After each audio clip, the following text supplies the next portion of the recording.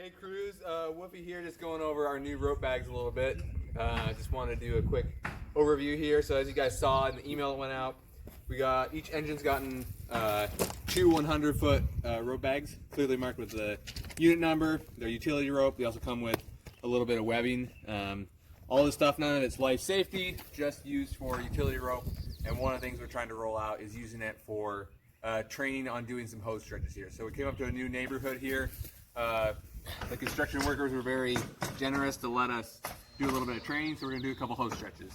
Hey crews, Woofy's back here, the Brass Rat team. Sorry we had to run off on a call, but we're back to do a little bit of demo here on our new rope bags. So just hook it wherever you need to, near your hose. We're just going to go to the step here because it's super easy. Doesn't have to be anything exact. Then you just kind of work on our stretches from here. So as we get here to the middle of our rope, it's marked with that 50-foot shrink wrap, like it shows in the prep drill. So we can see that our setback from the building is an initial 50 feet. So from our cross lays, we still have 150 feet left. We're going to see in just a sec here how far we can get from there. We stretched from our setback from our engine was 50 feet. We brought in the remaining 50 feet of our rope bag, and then we tied into the next 100 feet from our other rope bag. Each engine has been set up to have two different colors of rope. They're not all the same, but they all have two different colors. You can kind of distinguish where that midway point is. So we preloaded a little bit of hose back through here. We're just going to see how much longer our stretch is. So far right there, we put 100 feet of hose in the building. Still have 100 feet to go with the rest of this house. We'll go back through here, so we can get all the way to this back bedroom and see how much hose we have left. So we're all the way to this back bedroom, and there's obviously some slack on the ground and everything, so we're not exact. But we still have 50 feet of hose remaining to the furthest away corner on this first level of this house. Another thing that I want to mention is, even though we are in a house that's under construction, this is a great thing that we can do in houses that are fully built, like when we're out doing area familiarization or walkthroughs in different buildings. We can really see how far our stretches can go without causing any damage. We don't have to pull any hose off of our engine to go out of service.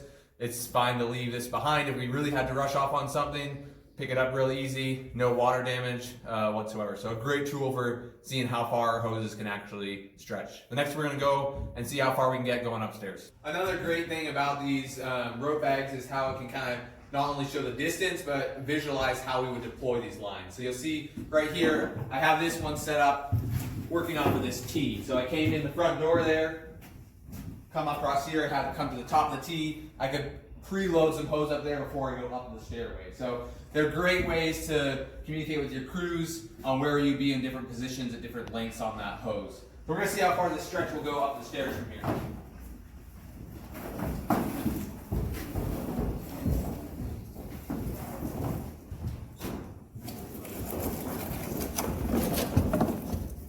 Still have a lot preloaded behind me there.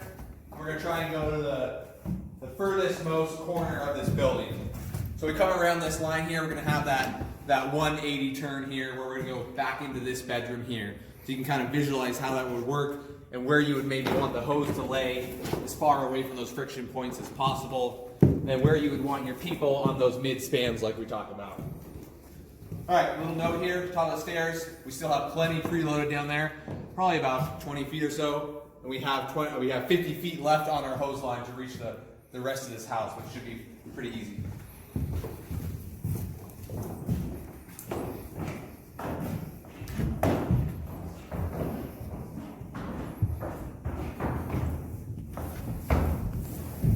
Alright, so we reached our full 200 feet here, probably the furthest that we could get into this building. And that's the corner here. That's not counting obviously the reach of our stream. So knowing that with that 50-foot setback, we're really only going to be using about 150 feet of hose inside the house to reach the hardest spot to go to. And keep in mind, they still have probably about 20 feet preloaded down below. So even if this house is just a little bit bigger, especially with the reach of our stream, we would be able to reach the 100% of this house.